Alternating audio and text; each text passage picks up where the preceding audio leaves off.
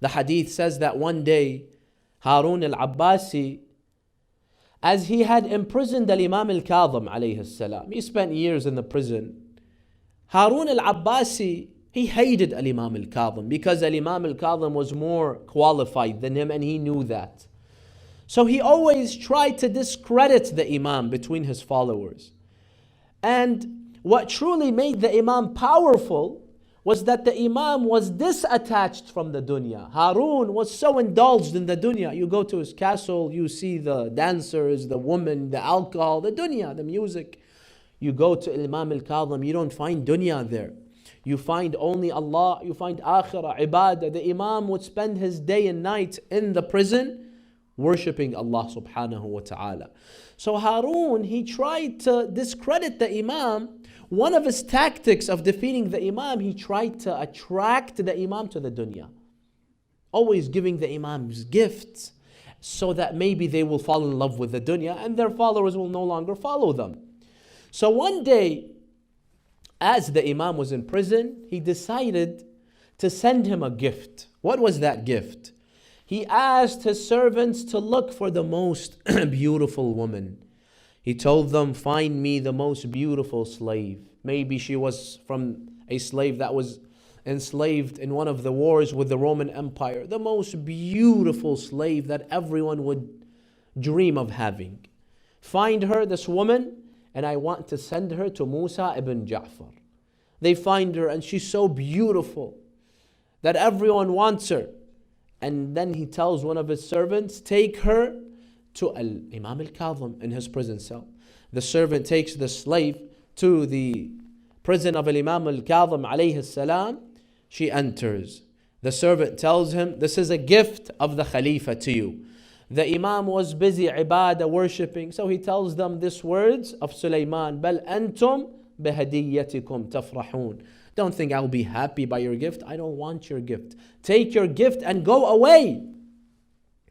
So they go back to Haroon. Haroon, he's angered, he's furious.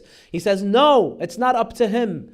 He tells the slave, go and spend the night there. Maybe in the beginning he will resist, but after a couple of hours, he won't be able to resist the urge and the temptation. So she goes back in the cell, and she's just waiting for the Imam. Salah after salah, dua after dua. He doesn't even look at her. That's how unworthy she is in his eyes. He doesn't even look at her.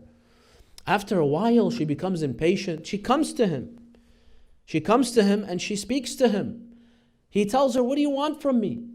She tells her, I have been sent as a gift to you, Ya Moosa ibn Ja'far. I am at your service. Why are you ignoring me? You can do anything you want. I'm the gift of the Khalifa. Look at the beautiful answer of the Imam. The Imam, he points to the side. She looks, and miraculously the Imam shows her a glimpse of Jannah, of heaven. Through a miracle, it's as if it's a screen, a TV.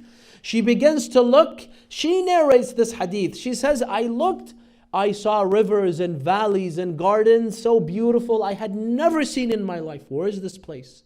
And then I looked, I saw there are beautiful women there. Their beauty was astonishing. It was out of the world. These were the Hur al-Ain of Al-Jannah. So she saw these beautiful women. She said they were so beautiful, much more beautiful than me.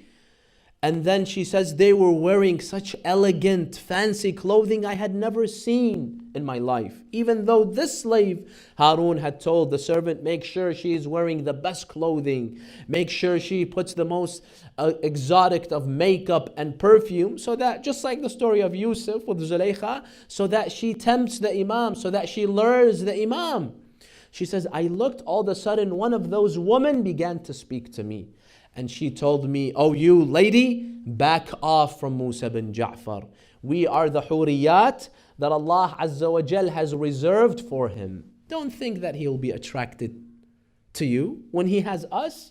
So back off. She says, as soon as I heard that and I saw that, I fell unwillingly to the floor to sujood. And I began to say, Quddusun subhanaka, subhanak. I could not control myself. I submitted to Allah.